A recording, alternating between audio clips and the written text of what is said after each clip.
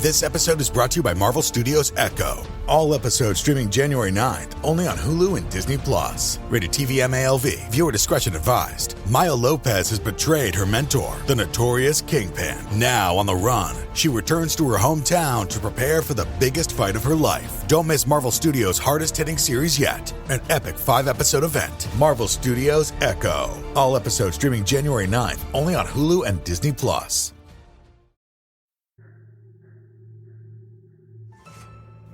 Hello, and welcome to this bonus episode of Scare You to Sleep. This story was sent to me by a very talented author and filmmaker named Natalie Rodriguez. I was so eager to work on this because it's incredibly raw and haunting and beautiful and ugly all at the same time. The reason this is being released separately from my regular episode is because it does require a whole truck full of trigger warnings. The following story has very heavy themes, including sexual assault involving both adults and children, talk of self-harm, addiction, and PTSD. I believe those are all the warnings. So just know that this is, as I said, a very heavy narrative, but something that meant a lot to the author, and frankly, I just think it deserves a voice. Feel free to skip it if these themes will cause you any sort of distress. There will be a normal episode this week, just like always, so don't worry. I will see you then. Please take care, listeners. Your mental health is much more important to me than any clicks or downloads.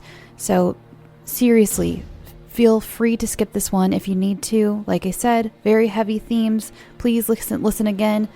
I'm going to list them again. The trigger warnings are sexual assault involving both adults and children, talk of self-harm, addiction, and PTSD. So, for those of you who need to skip this one, I love you, and I hope you take care of yourself, and I will see you on Thursday when we have a normal episode. Now, without further ado, I present Inner Child by Natalie Rodriguez.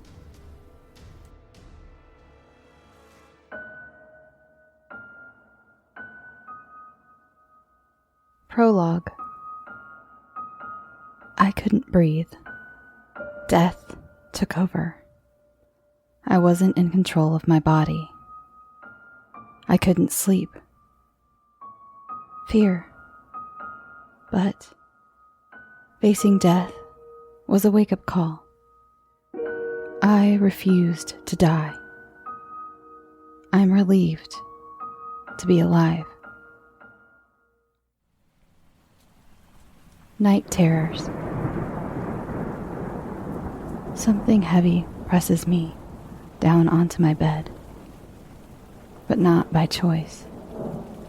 My chest tightens from the loss of air that grows weaker and weaker. Fading. I cannot see anything except for the black silhouette that hovers over me. No sign of feet, arms, hands, or even a face. But I can feel it. The burly size of an adult man is on top of me. Harder and harder he goes in. I scream, but choke on my saliva and tears that fume at the corners of my mouth. This is it. I am going to die. Until suddenly it just builds and builds and erupts from my chest and out of my mouth. Hyperventilation. Tears. Screaming and some more screaming. Here and now, I think to myself. But I cannot move. I cannot breathe. Cassie. The voice slowly evolves to life. Its voice. His voice. Not real. I reshut my eyes, forcing my legs to a stop from their squirms. Paralyzed from my feet up, my eyes scream open with terror. I stare my enemy into the eyes. A nameless, black, hollow face. Cassie! It hisses and breathes against my cold skin, warm and sticky like sandpaper. I squeeze my eyes tight. My mind screams, here and now. I gasp as something heavy is yanked off me. My eyes scream open. A small gasp escapes my lips. I fling up in bed, gasping for some air. It is hot, like red-hot chili peppers, until my breathing slows down and the air becomes lukewarm. My eyes jump around from the four corners of my bedroom walls. Good. I am still here. I still feel hot, and I look down, noticing my drenched pajama gray t-shirt. In fact, I can feel it too. I move onto the comforter at the foot of the bed. Weird. Thought I pulled it over me last night. Fuck. There it is. I pissed myself last night. My goddamn bed is stained with piss and there might as well be shit. God damn it. I just washed those sheets this past weekend. But at this exact moment, I am still shaken. My fingers quiver uncontrollably, and so does my bottom lip, as I eye my alarm clock. 8:30 a.m. It is almost time to go. I can't be late. The here and now. I close my composition book, but my hands continue to shake, even though sitting on top of them does nothing. It was only a nightmare, Cassie. She reassures me for the millionth time. Sitting across from me is Dr. Reed, my therapist. I know, that's when I woke up.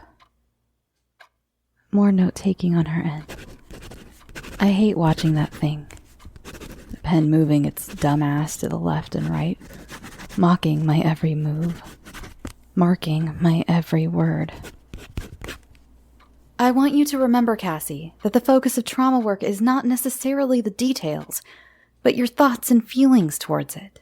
Your present-day self looking back at your past self through a different lens. Jesus Christ. Like I don't already know that? My hands start gripping onto the couch. What you had earlier was a night terror. Shut up. It's very common, even people with a history of, yeah, I know. I blurt out, surprised myself for even speaking up. My eyes must be wider than an antler's, if that even makes any sense. None of this makes any sense, at least to me. Cassie? My eyes return to Reed. You sure? I take a moment, but my jaw won't disengage. Not the falling apart sort of thing, but the fact that my tongue feels 10 times heavier, like my teeth are sinking into an apricot or lemon. I don't know which one is worse. Guess neither, if compared to my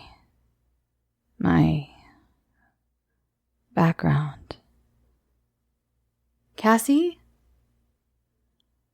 I still feel this need, Dr. Reed. You know, go into details of it, all of it. I watch her scrabble onto the notepad. That pen mocks my eyes. Left to right, right to left, that stupid little red pen. I fucking hate it. You know, it just rolls off my tongue. I slept perfectly fine before coming here. Oh, now you look up at me. That holds your attention. But I keep going. If I chose to be publicly open of my past, then maybe I'll heal faster, move on with my life. No. Why are her eyes watery? Stop worrying about me. What you been doing, Cassie? She says, and sets down her little red pen. Reed leans forward, and I catch a whiff of her perfume. Strong, but not the old lady kind or too flowery. You're still pursuing your goals. You've already made the hardest choice by distancing yourself from certain relatives. Your aunt, your cousin. It's been 3 years since your father's... My heart skips a beat. That tightness. It contracts the pain in my chest, stinging up my eyes with water. Not tears. I don't know what to call it exactly. Cassie? What if it was always unavoidable? Someone else could have done it to me still. And Reed takes a moment to watch. Me. Gripping nice and hard onto the couch. Fuck. I can't relax ever when it comes to this shit. Whenever it comes to my... I don't know why I have to come here. I'm not the addict, the liar, manipulator, lowlife, loser. It just pours out. No filter. Sorry, kids. You know how embarrassing it is to ask Mommy Dearest for $20 for our weekly sessions because I can't find a stupid job? That's all the help I'll ever get from her. Money. She expects someone like you to wave your magic wand and just cure me from the drama that I only bring upon myself. They should be the ones here. Not me. I didn't do anything wrong. I nearly concave into the black leather couch, hoping to be swallowed up as whole or chewed up, whichever is the quickest way out of this hellhole. You think that you're suffering, she says with a straight face. Yes. You're upset. Seriously, what is up with the resting bitch face?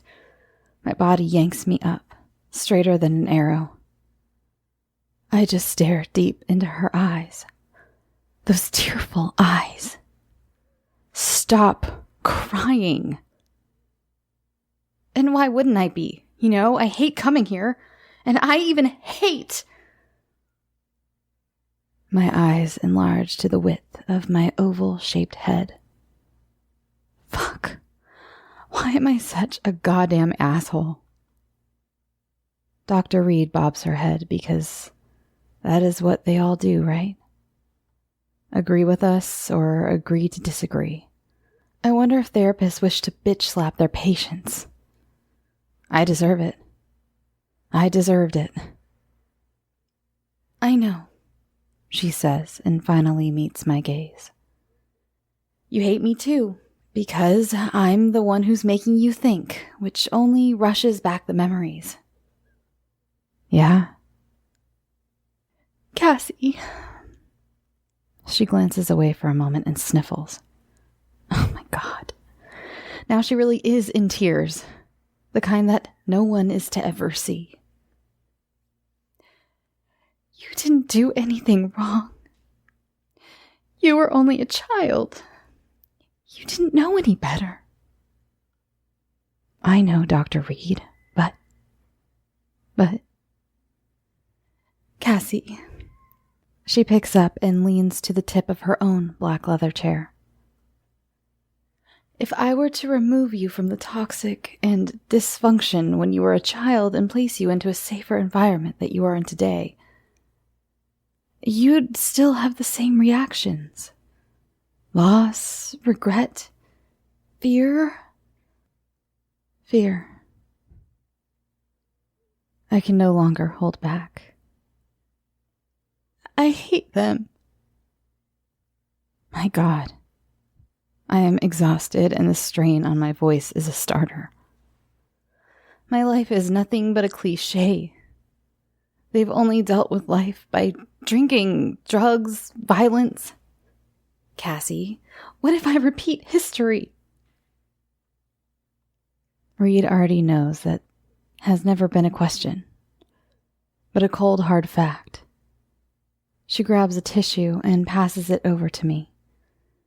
I had not noticed. Guess the teardrops on the couch is a giveaway of my breakdown in today's session. Reed rises and makes her way over. She kneels in front of me. Her warm hands grab my cold fingers. I squeeze back, but I can't manage to look her in the eye. I'm still a slobbery, hot, sticky, and red mess. Nobody's future is destined to be doomed, Cassie. We have the choice, and you've done something that many people are too afraid to do. Focusing on yourself. You put yourself first. That takes a lot of courage. I hiccup a sob back, but the tears won't stop at all. Reed joins me on the couch and lets out a sigh of exhaustion. She too has a slight strain in her upbeat voice. You're not your family. You're not your father. You've never been or ever will become them, Cassie. You're working through your trauma. You're doing the best you can. I can't look at her. My eyes hurt too much. All right, she says with a sigh of disappointment. Figures. We'll stop there. In the meantime, keep journaling. I want you to explore how certain events, people, or even the dreams make you feel, rather than explaining details. Details could be a possibility in the future, but to go into details when the stressors are already so high could sometimes re-trigger the trauma itself for a survivor. Survivor. There's that word again. You're going to give me something, aren't you? Now my eyes level up to her. Reed's look says enough, especially when she retrieves to her chair and reaches for something underneath her desk from a black mini suitcase. I think it's a suitcase. It's one of those carry-ons, but the pleather kind. My heart winces as soon as Reed starts writing something down onto a piece of paper. Fuck. I'm giving you the number of my colleague who specializes in it. It, as in pills. Like I said, I don't believe in medicine. Yeah, sure. She lowers her arm with the stupid little slip of paper, and I stare back at her. Just think of this as a backup plan, she reassures me with that soft tone of hers. I mean, it does help. A lot, actually, because my mind is distracted, which is good. Cassie. Fuck. I glance over my shoulder, but see nothing except the less valuable objects from the wall to the small kids' table in the corner that has some board games and scattered coloring books everywhere. I no longer hear the voice, but for some reason I can just feel it crawling from underneath my skin. I shiver and hug myself to protect my soul with warmth. In case you have trouble falling asleep, we'll pick up Thursday, is all I hear Reed say, before I decide to take the prescription slip. Hey there, it's the new year. You've got mood boards and resolutions, and work is back in full swing, and you don't need any extra stress in your life. And Factor's ready-to-eat meal delivery takes the stress out of meal planning, and sets you up for success in the new year. Skip the grocery stores, prep work, and cooking fatigue. Instead, get chef-crafted, dietitian-approved meals delivered right to your door, with over 35 meals to choose from per week, including options like keto, calorie smart, vegan plus veggie, and more. Plus over 55 weekly add-ons. You'll have a ton of nutritious and flavorful options to kickstart your resolutions. Forget frantic lunch preps and rush dinners. Factor's 2-minute meals are your secret weapon in the new year. Fuel up fast with restaurant-quality meals, all delivered right to your door. Factor now offers loads of snack options like breakfast, smoothies, juices, snacks, and more to keep me going no matter what's on the schedule. Skip the overpriced takeout trap. Factor is cheaper and way more delicious than takeout. Get chef-crafted, restaurant-quality meals delivered right to your door. They are ready to heat and eat in just 2 minutes, which means more time for you. Need a special occasion meal? Gourmet Plus is the perfect solution if you're looking for fast, upscale options done easily. When things get hectic, Factor is flexible. Change up your order every week with plans from 4 to 18 meals per week. Or pause or reschedule your deliveries anytime. Stress less over meal times in the new year. Factor's no prep, no mess meals free up time otherwise spent on shopping, cooking, and cleanup. No more wasting time in the kitchen. Not only does Factor offer fast, simple solutions when I'm too busy to cook, they also help me stay on top of my goals. With offerings like Protein Plus and Keto, I can stay on track. This is definitely going to come in handy for my New Year's goals. Factor has everything I need for a week of flavorful, nutritious eats. In addition to ready-to-eat meals, they have cold-pressed juices, smoothies, energy bites, extra protein, veggie sides, and more to keep me energized during frantic times. Head to factormeals.com/scareyoutosleep50 and use code SCAREYOUTOSLEEP50 to get 50% off.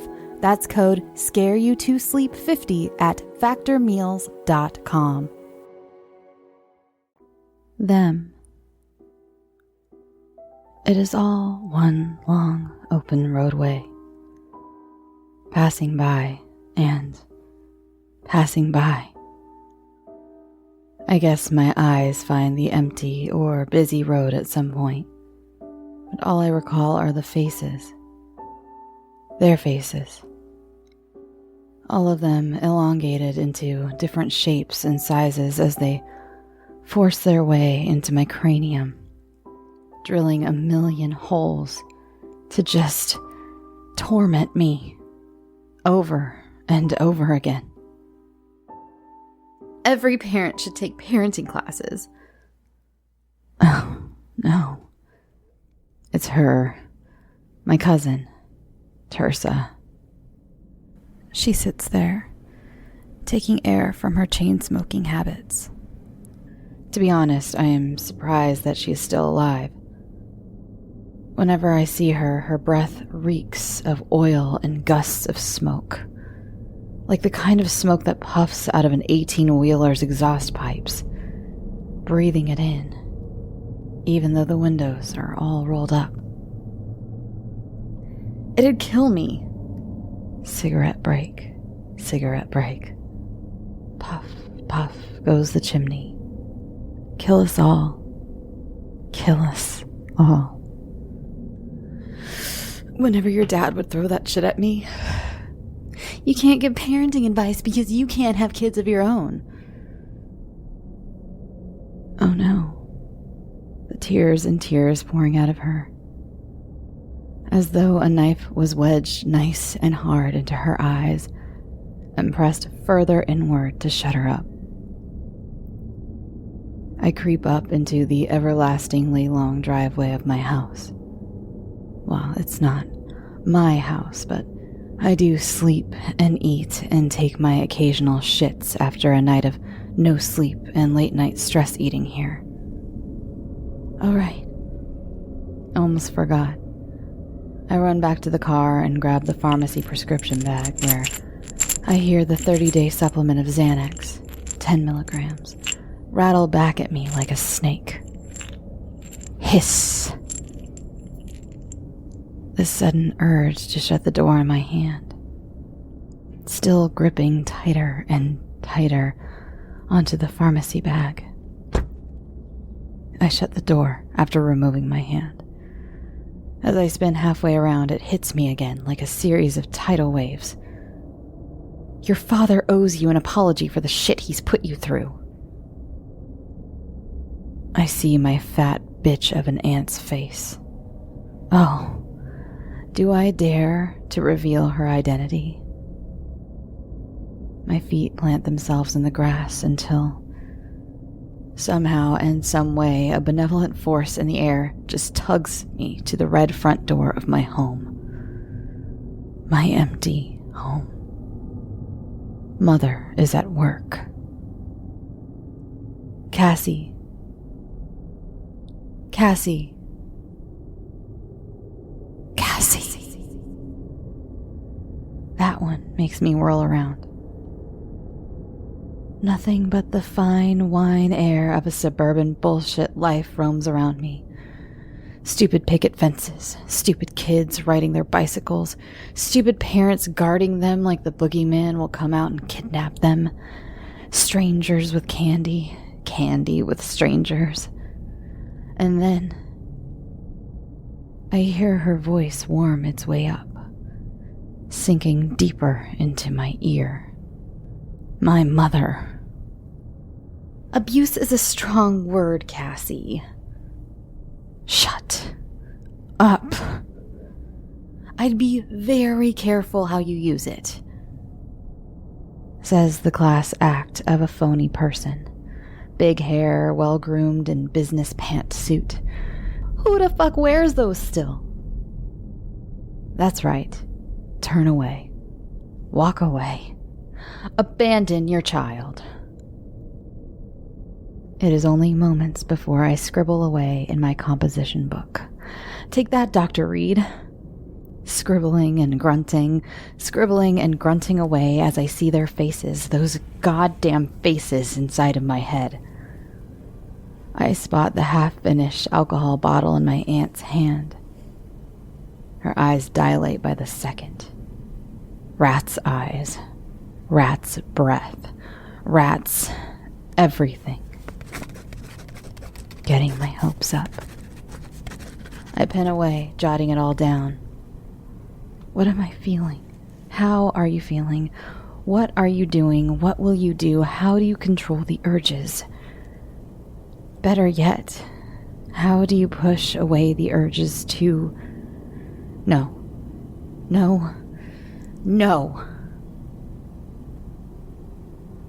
The bruises on Tersa's arms elongate into the sunlight from the ajar black curtains in her closed-off bedroom. She reaches for a nearby prescription bottle. It is the same brand that Dr. Reed gave me. Only, her bottle tips over and nothing spills out onto the shit cat-pissed stained carpet. No pills. She is already wired, far beyond it forever and ever, calling me a liar. Mother turns her cheek in a rush to leave. At her best, just walk away. Once again.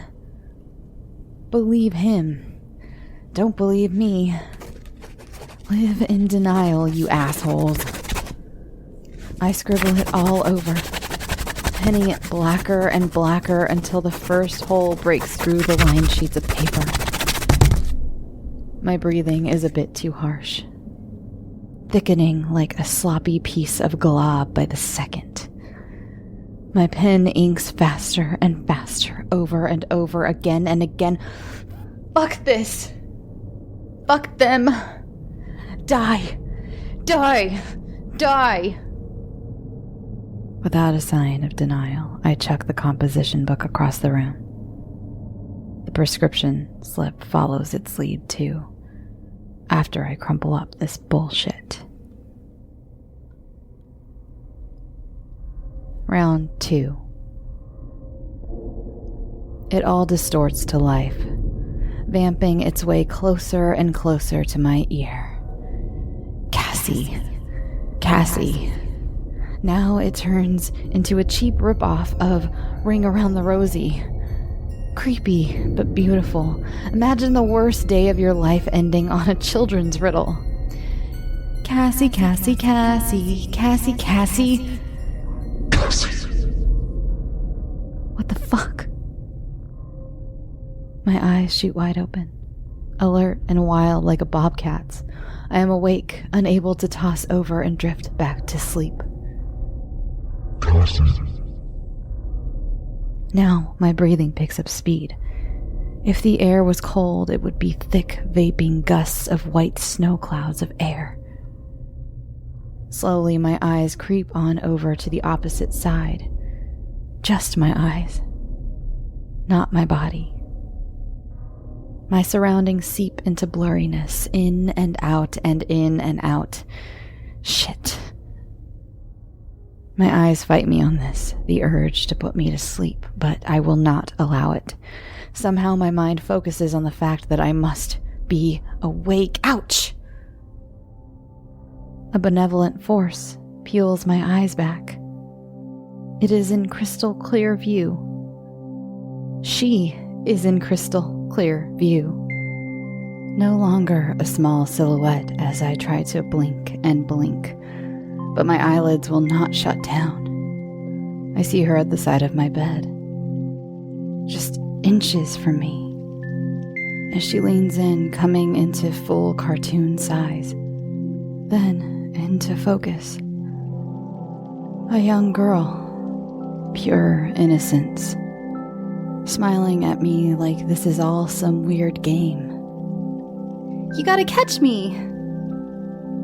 I open my mouth to speak, but it is too late. She giggles and takes off. Fast, too. I push myself up onto my elbows, staring at the ajar bedroom door. Wait a minute. I usually have that closed. Cassie! Cassie! Her squeaky clean voice pierces through the walls. The open door, the red color hue walls, the color hue door. My bedroom was white, boring, dull, but this is Cassie! Cassie! And finally, my head drags itself down. My eyes find the wet spots on my Barbie pajama t-shirt. I blink. Barbie is still there, damped in my sweat. My eyes follow the streams of dampness. I am sitting in my own version of a wetsuit. Cassie! Cassie.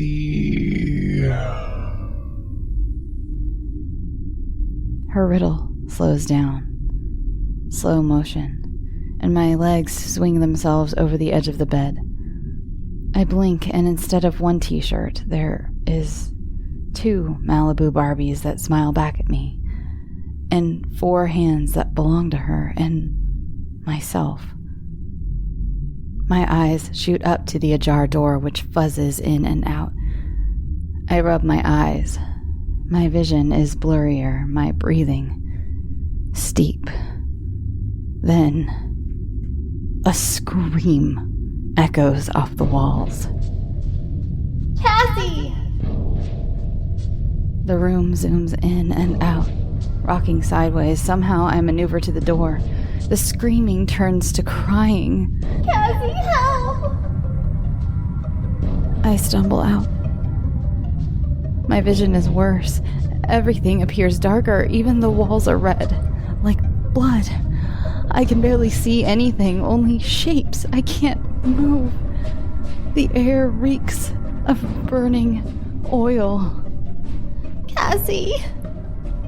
I can't. I say back, but my voice is scratchy. Too scratchy. I can't see you. I'm sorry. A distorted, static noise arises and closes in like a merry-go-round. I cover my ears and squeeze my eyes shut. I won't tell Mommy. Our little secret. I pant for air. My fingers lock into fists. It hits me hard and fast. Reliving it all of it. She's going to need a really good therapist. That voice seeps into one ear and out the other. That girl is all fucked up in the head. Her father would never, ever put a finger on her. Shut up! I scream back into nothingness. I'm telling Mommy. The little girl. But my eyes remain shut. It's not our little secret anymore. Then, a deep, smooth voice filled with soul and a twist of Hannibal and the witches of Macbeth. Cassie. My body tenses from the shoulders down. I peer up and see at the end of the hall the voice belongs to it. A tall silhouette. Come and give Daddy a... In a flash, the silhouette emerges into full, non-blurry view.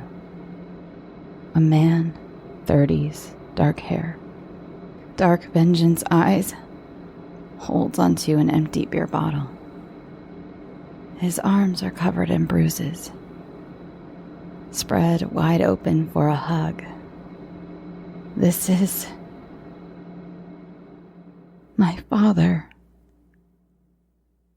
Kiss.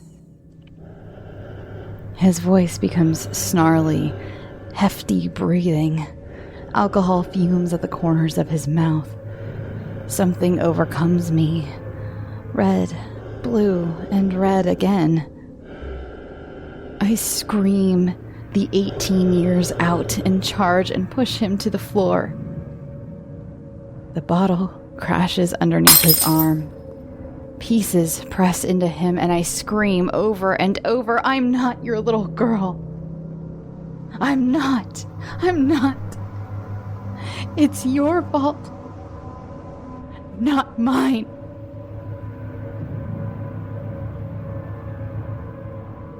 Cassie.